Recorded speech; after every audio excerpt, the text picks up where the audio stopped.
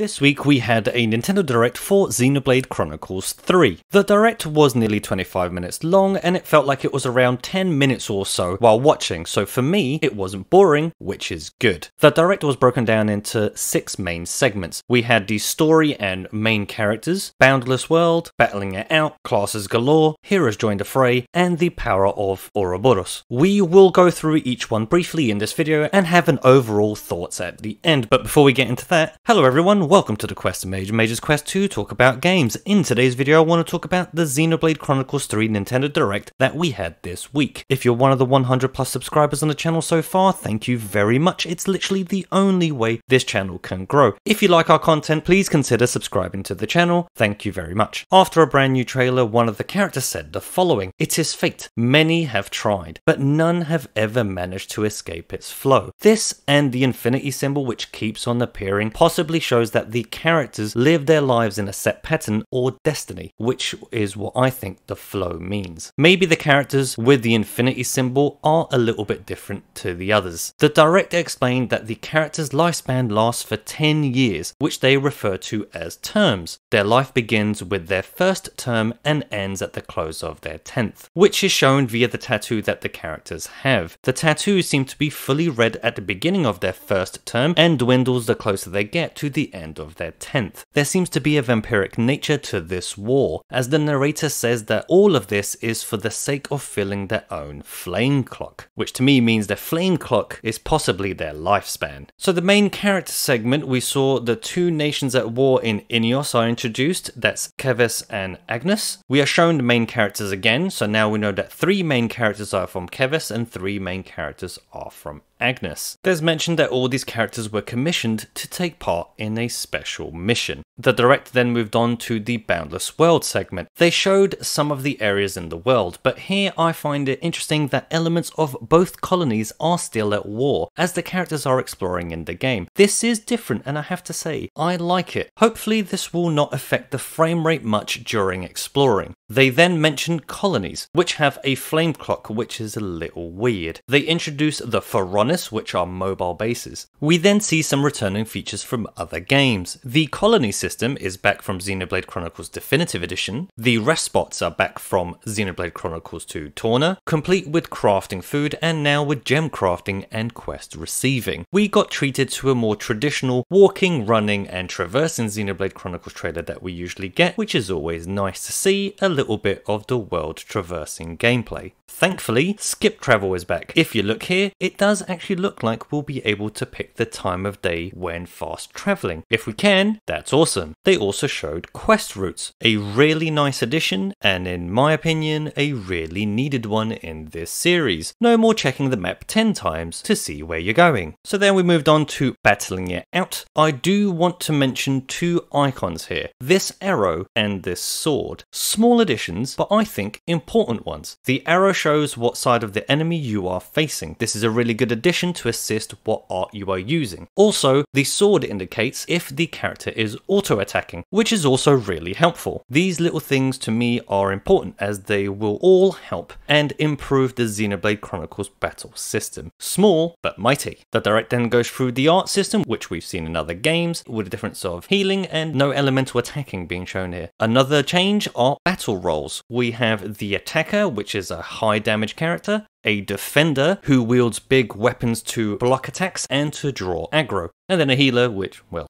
heals. Character swapping during combat. I enjoyed a similar feature in Torna, I'm glad to see it back and improved in the 3rd game. Combos make a return, so we have the usual break, topple, launch and smash. Chain attacks return, which is needed in a Xenoblade Chronicles game really. I like the new information being shown on screen here. Different characters have different abilities, seemingly replacing the element system from Xenoblade Chronicles 2. I like these sort of changes because it's giving the player more choices during battle and even during their chain attacks. We then moved on to Classes Galore, a new feature here where characters can take on classes which changes their look, battle skills and attributes. The main character literally says he has never used this type of blade before. I did stop and had to think for a second while he mentioned the word blade, but it does seem like he's referencing the chakrams he was holding and not the previous characters from other games. Then we saw the class attributes shown. We had the attacker, sword fighter, a well-balanced attacker, a defender, Zephyr, a class that evades attacks and uses counters, a healer, medic gunner, a healer that buffs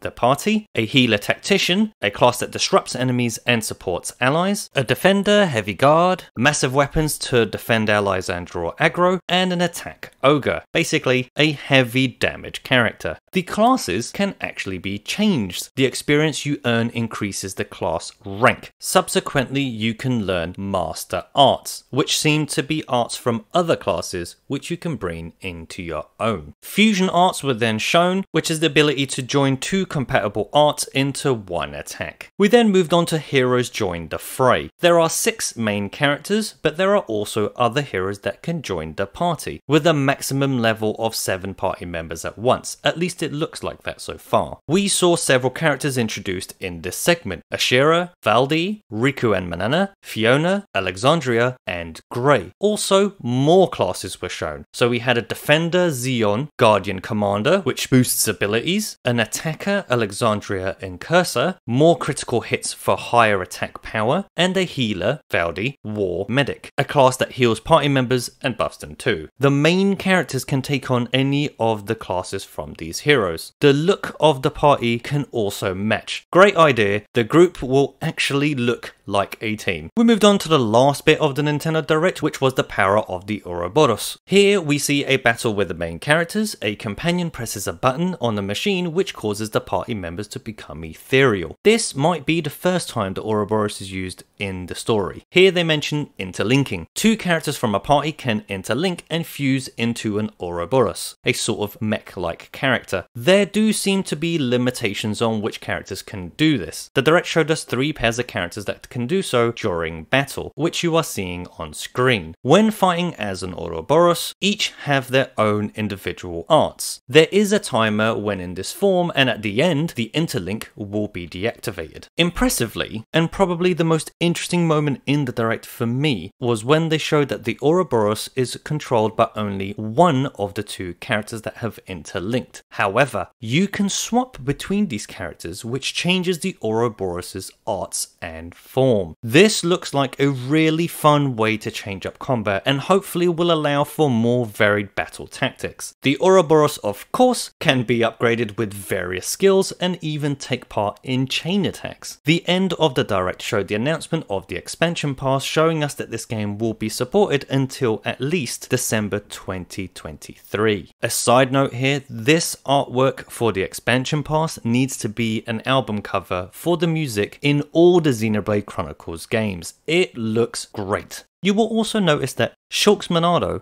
Rex's The Aegis Sword, and Noah's Sword are all featured on this cover. Maybe there will be crossover content in the expansion pass with other Xenoblade Chronicles titles. Also, Amiibo. I was really happy to see that someone remembered that Amiibo are a thing. We will be able to use Amiibo in this game in a similar fashion to Breath of the Wild from the sound of it. You can tap any Amiibo and you get random in-game items from a set pool in the game. The Shulk Amiibo will allow Noah's sword fighting class sword to appear as the Monado. Then the Direct ended with a reminder of the launch date. And that was it. That was the Xenoblade Chronicles 3 Nintendo Direct. I am glad that we had a Nintendo Direct for Xenoblade Chronicles 3. Overall, I liked the Direct. I did feel a little bit mixed when I first saw it, as I didn't think a lot was said about the story. But this was probably done to avoid spoilers, which is overall fine. After rewatching the Direct a few times for this video,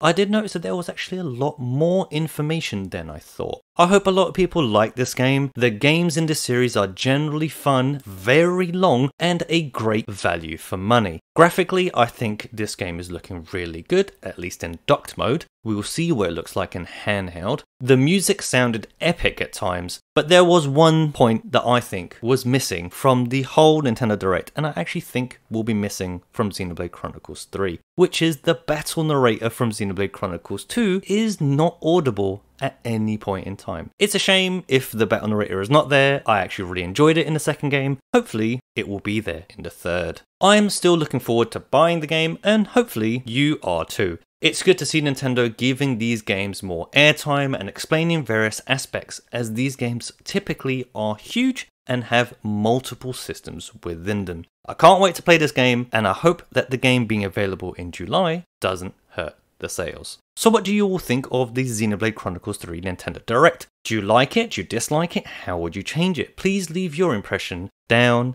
in the comment section. But that's going to do it for today's video. Thank you very much again for watching. If you like our content, we have a few videos talking about games, mostly arcade and retro on the channel. If you'd like to watch these, please take a look. If you like our content and you want to help the channel grow, please click that like, subscribe, and notification bell for more of our content in the future. And until then, thanks again.